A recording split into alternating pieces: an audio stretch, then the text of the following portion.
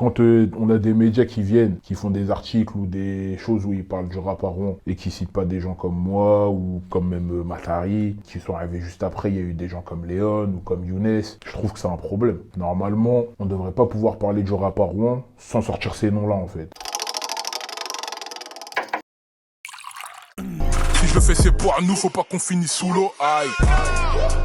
Milieu de ces putains, je me sens comme au Dallas. Je parle à mon brolic, j'ai charré le Kamas. Quel morceau je préfère dans ma discographie? Il y en a plein que j'aime bien. Après, peut-être un qui me tient un petit peu plus à cœur, je dirais Thalys, parce que c'est un morceau un petit peu plus personnel. Tu m'enlèves la daronne, tu m'enlèves mon âme.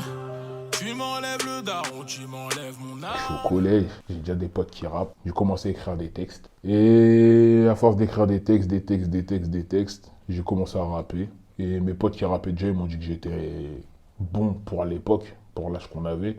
Du coup, j'ai continué. Qu'est-ce qui manque à Crimson pour grandir encore plus? Beaucoup d'argent et de la visibilité aussi. Je pense qu'on est dans une ville où on n'a pas beaucoup de visibilité. Ça serait bien qu'on en ait un petit peu plus. Pas que pour moi d'ailleurs, pour aussi tous les autres artistes de la ville. Ce qui manque à Crimson, c'est ce qui manque à Rouen en priorité, c'est la visibilité.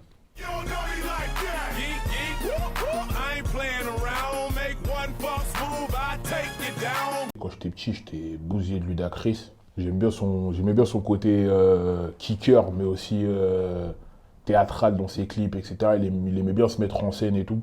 Ça, c'est un truc que je kiffais de ouf. Et en rap français, mon rappeur préféré, c'était Sefiu. D'ailleurs, c'est toujours Sefiu. Oh, je me présente, Molotov. Undercover, le micro chauffe.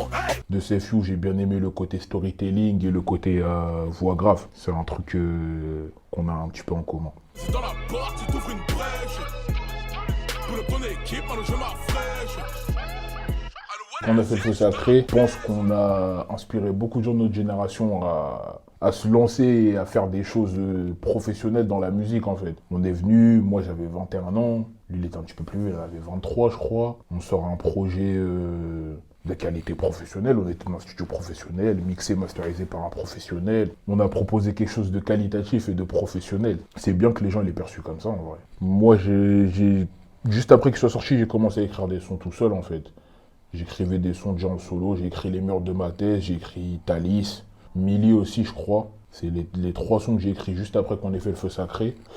Du coup je suis parti les enregistrer directement après. Du coup après au final on s'est regardé, on s'est dit bah autant faire un projet vu que t'es chaud. Allons sur un projet solo et depuis j'ai enchaîné. Dans ma folie, je peux te l'avouer, je serais gouer, je serais facho. T'es pas comment on fout le sbeul. Dans ma folie je peux te l'avouer, si j'étais gouache je serais facho, t'es ma comment full sbeul. Même s'il a dit un truc de fou, en vrai, j'ai compris ce qu'il voulait dire. En vrai, il faut l'apprendre vraiment dans le sens... faut regarder comment on se comporte, etc., etc. Et comment les gens qui nous ressemblent se comportent, même si c'est pas une raison à donner aux racistes. Faut reconnaître que des fois, il y en a certains qui se comportent pas très bien. Comment vois-tu le rap français aujourd'hui? Moi j'aime bien, il y a de tout pour tout le monde. Il y a des gens qui chantent, il y a des gens qui rappent, il y a des gens qui font de la drill, il y a des gens qui font du emo rap, il y a des gens qui font du cloud rap, il y a des gens qui font... Il y a tout. Il y a une certaine époque, quand on écoutait des rappeurs, on écoutait toujours la même chose. Ils rappaient quasiment tous pareil. Aujourd'hui, c'est pas le cas, donc je trouve ça bien. L'interphone sonne quand c'est le crime. J'arrive plus à compter ces putains. J'arrive plus à compter ces putes. Pas dans le club, c'est Sacha ADMT qui a fait la prod, qui envoie la prod à Mahmoud. Je capte Mahmoud dans sa voiture.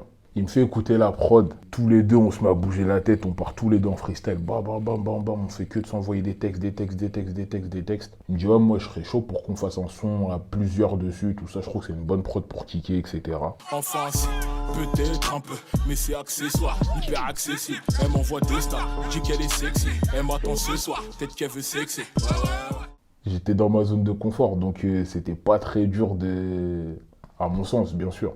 C'était pas très dur de faire le couplet que j'ai fait, mais c'est vrai que le couplet, il est pas mal.